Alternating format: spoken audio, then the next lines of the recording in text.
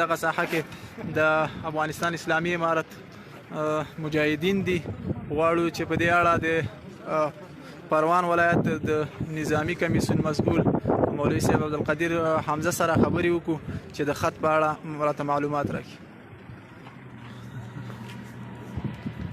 السلام علیکم ورحمۃ اللہ وبرکاتہ. مولوي صاحب محترم دا راته دا اوس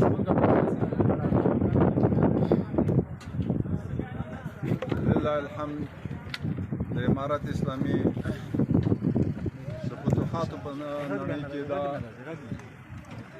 د پرون سباینه چې دا فتوحات را روان دي سلسله جریان لري.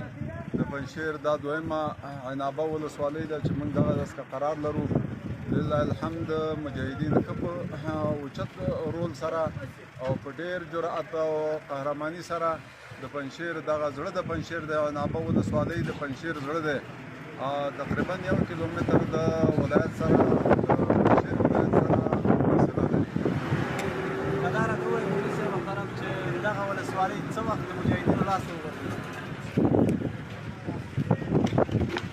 سبایي تقریبا د 8 بجو نه چې د عملیات شروع شله نو په دې اوله ولسوالۍ د شتل کې یو څه برخورد وشو او دشمن د ډېر تلفات واوښتل.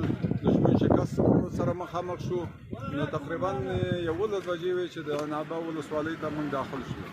په دغه د عنابې او د شتل ولسوالۍ په فتحه کې ستاسو د مجاهدینو تلفات څومره دي؟ نو طبعا